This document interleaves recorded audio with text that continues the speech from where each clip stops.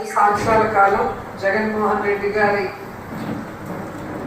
ఆశీర్వాదంతో ఇక్కడ ప్రజల కోరిక మేరకు వాళ్ళు కోరుకున్నవన్నీ కూడా నేను ఏది చెప్పినా కూడా మీరందరూ కూడా తూచా తప్పకుండా మీ వార్డ్స్ లో డెవలప్మెంట్ చేసి ఈరోజు మనందరం కూడా ప్రజల చేత శభాష్ అనిపించుకుంటాం. నేనైతే ప్రభుత్వం ఉన్నప్పుడు ఒక ఎమ్మెల్యేగా మంత్రిగా మీ అందరి సహకారంతో పుత్తూరు మున్సిపాలిటీలో దాదాపుగా 99% అన్ని చేయగలిగానని మనస్ఫూర్తిగా నమ్ముతున్నాను, సంతోషంగా కూడా ఉన్నాను.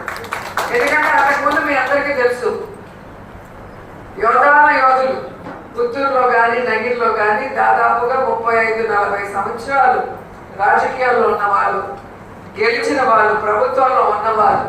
సో వాళ్ళు ఎవరు చేయలేనిది మనకున్న తక్కువ సమయంలో 2 సంవత్సరాలు కోవిడ్లో పోయినా కోవిడ్లో కూడా మొదటి కోవిడ్లో ఇక్కడే ఇంట్లో కూర్చొని మనం ఏ విధంగా పరుగులు తీస్తూ అఫీషియల్స్ కి అండగా నిలబడి వారితో ప్రజలకి సర్వీస్ చేయిస్తూ వారికి కావాల్సిన అన్ని కూడా మనం దగ్గర ఉండి మన సొంత ఖర్చులతో చేయడం జరిగింది.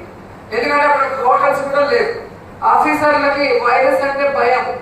మేమే వాళ్ళతో పాటు ఉండి స్ప్రే చేసే దగ్గర నుంచి ఆ పేషెంట్స్ ఉన్న చోటికి వెళ్ళి వాళ్ళకి ఇవ్వాల్సిన మందుల దగ్గర నుంచి అందరినీ కూడా ఎంకరేజ్ చేస్తూ ధైర్యం చెప్పాము.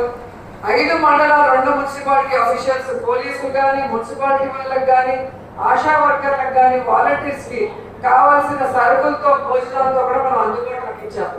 ఎందుకంటే మన నగిరి నియోజకవర్గంలో ఉన్న ప్రజల్ని కాపాడుకోవాల్సిన బాధ్యత ప్రజాప్రతినిధులుగా మనందరి మీద ఉంది అని నమ్మాను. కాబట్టి ఆ రోజు అందరి సహకారంతో నేను సక్సెస్ఫుల్ గా చేయగలిగాను. మిగతా 3 సంవత్సరాల్లో మీరు చూస్తే 30-40 సంవత్సరాల్లో సీనియర్స్ చేయలేని మనం చేశామని గర్వంగా చెప్పగలం. పుత్తూరు విషయంలో తీసుకోండి, ఒక షాదీ మహల్ తెలుగుదేశం పార్టీ కట్టగలిగిందా? లేదు. రాష్ట్రంలోనే హైయెస్ట్ అమౌంట్ తీసుకొచ్చి ఈరోజు అద్భుతమైన తాజ్ మహల్ లాంటి ఒక అందమైన ఒక కళ్యాణ మండపం. ఎందుకంటే ప్రతి ఒక్కరికి కూడా వారి జీవితంలో బెస్ట్ మెమరీ అనేది పెళ్లి. ఆ పెళ్లి ఆల్బమ్ కానీ, ఆ పెళ్లి జరిగిన ప్లేస్ కానీ వాళ్ళు మర్చిపోలేదు. సో అలా ప్రతి ఒక్కరు కూడా పెళ్లి చేసుకునే దానికి షాదీ మహల్ ని కట్టి ఉండడం జరిగింది. దాన్ని ఇంతవరకు ఓపెన్ చేయకుండా దాంట్లో పెళ్లిళ్ళు చేసుకుంటే ఇక్కడ రోజమ్మకి వైఎస్ఆర్ కాంగ్రెస్ పార్టీకి పేరు వస్తుందని దాన్ని రన్నింగ్ చేయకుండా చేస్తుంటే మన కౌన్సిలర్లు, చైర్మన్, వైస్ చైర్మన్లు కలెక్టర్ గారికి చెప్పి కలెక్టర్ గారి ద్వారా కమిషనర్ కి కూడా చివాట్లు వేయించి అప్పటికీ చేయకపోతే అతన్ని సరెండర్ కూడా చేశాం. కానీ ఇప్పటి వరకు కలెక్టర్ గారు దాన్ని పట్టించుకోకపోవడం అనేది ఆయన ఒకసారి మళ్ళీ దీన్ని ఆలోచించాలి. కలెక్టర్ అనేవాళ్ళు రాజకీయాలకు అతీతంగా ఉండాలి. ప్రజల కోసం ప్రభుత్వ ధనంతో కట్టిన ప్రతి ఒక్కటి కూడా ప్రజలకు అందుబాటులో తీసుకోవాల్సిన బాధ్యత కలెక్టర్ గారికి ఉంది. అలాంటి కలెక్టర్ దాన్ని యూస్ లోకి తీసుకొస్తారని మనస్ఫూర్తిగా నమ్ముతూ మళ్ళీ ఇంకోసారికి ఆయనకి రిమైండర్ ఇవ్వడానికి మేమందరం కూడా వెళ్తామని కూడా ఈ సందర్భంగా తెలియజేసుకుంటున్నాం. అలాగే బ్రతికినంత కాలం గౌరవంగా బ్రతకడం కాదు, చనిపోయాక కూడా గౌరవంగా దహన కార్యక్రమాలు జరగాలి. ఎందుకంటే ఆల్మోస్ట్ ఈరోజు శ్మశానాలకి వెళ్ళాలి అంటే ల్యాండ్స్ ఉండవు, ఉన్న చోట రోడ్డు ఉండదు, వాసన వస్తుంది. అక్కడ 10 నిమిషాలు కూర్చోవాలి అంటే కూడా పూజ చేసేదానికి ఇబ్బంది పడే పరిస్థితి. అలాంటిది రాకూడదని నగిరి, పుత్తూరులో 2 చోట్ల కూడా మన వైఎస్ఆర్ కాంగ్రెస్ పార్టీ ఎంపీలతో మాట్లాడి ఒక్కొక్క చోట 1.5 కోటికి పైగా ఈరోజు తీసుకొచ్చి ఎలక్ట్రిక్ రిమినేషన్ అక్కడ జరుగుతూ అసలు ప్రతి ఒక్కరు కూడా అక్కడ కూర్చొని ప్రశాంతంగా కార్యక్రమాలు చేసుకొని గౌరవంగా వెళ్ళే కార్యక్రమం మనం చేయగలిగాము.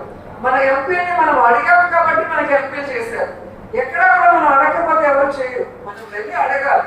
మా నియోజకవర్గంలో ఈ సమస్య ఉంది, దీనికి ఫండ్ మీ ఎంపీ లాట్స్ లో చేస్తే మేము మా ప్రజలకి మంచి చేయగలము అనేది మనం వాళ్ళకి చెప్పడం ద్వారా వాళ్ళు మనకి చేసి ఇవ్వడం మీ అందరూ కూడా గమనించాలి.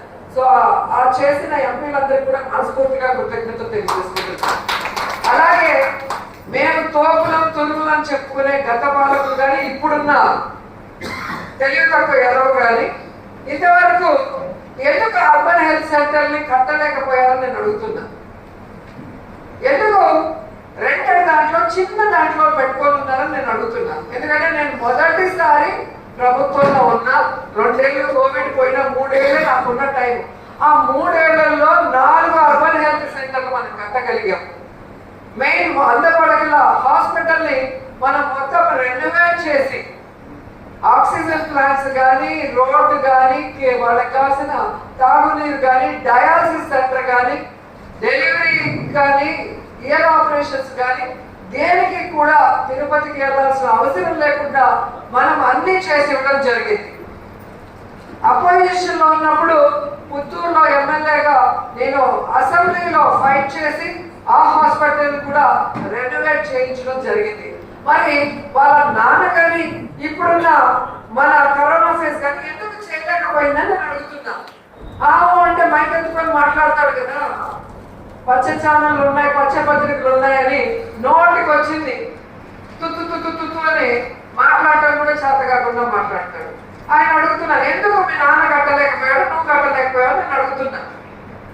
ఈ ఎలక్ట్రిక్ క్రిమినేషన్ కానీ, ఈ అర్బన్ హెల్త్ సెంటర్లు కానీ, ఈ హాస్పిటల్ రెనోవేషన్లు కానీ, ముఖ్యంగా పాలిటెక్నిక్ కాలేజ్ దాదాపుగా పుత్తూరులో మీరే ఉన్నారు, ఆల్ పార్టీస్ లో ఉన్నారు, అధికారంలో ఉన్నారు.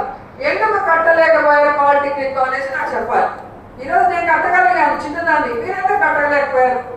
మీకు ప్రజలకు మంచి చేయాలి, విద్యార్థులకు మంచి చేయాలి, రైతులకు మంచి చేయాలన్న ఉద్దేశం మీకు లేదు కాబట్టి మీరు కట్టలేకపోయారు.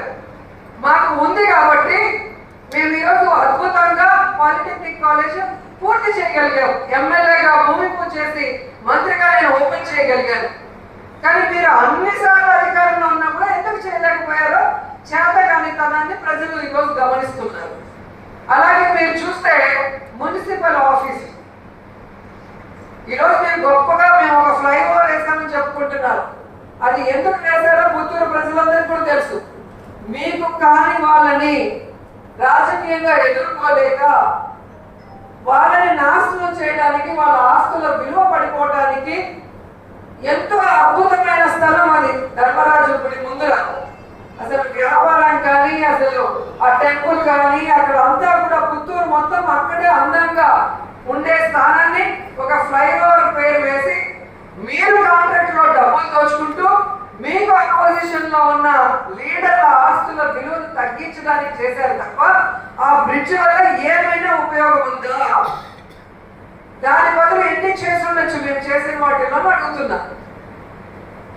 మున్సిపాలిటీ చేశారు, మున్సిపాలిటీకి ఉండాల్సిన అన్ని హంగులు ఉన్నాయా పుత్తూరుకి? ఎన్ని వార్డ్స్ ఇంకా రోడ్లు లేకుండా, డ్రైన్లు లేకుండా, తాగే నీళ్లు లేకుండా ఉన్న వార్డులు ఉన్నాయి. మన కౌన్సిలర్లు ఇప్పుడే మాట్లాడారు. ఆ వార్డులన్నింటినీ ఈరోజు ఎలా మేము అభివృద్ధి చేయగలిగాం, మీరు ఎందుకు చేయలేకపోయారు? ఈరోజు పార్క్ ఉండాల్సిన ఒక మున్సిపాలిటీకి ఒక పార్క్ అనేది ఖచ్చితంగా ఉండాలి. ఎందుకు కట్టలేకపోయారు? ఈరోజు మేము ఎలా కట్టగలిగాం? తుడా ఫండ్స్ తీసుకొచ్చి అద్భుతమైన పార్క్ కట్టాం. ఈరోజు పెద్దవాళ్ళ నుంచి చిన్న పిల్లల వరకు, పిల్లలు ఆడుకోవడానికి, మహిళలు వాకింగ్ చేయడానికి, పెద్దవాళ్ళు కూడా కూర్చొని కాలక్షేపం చేస్తారు.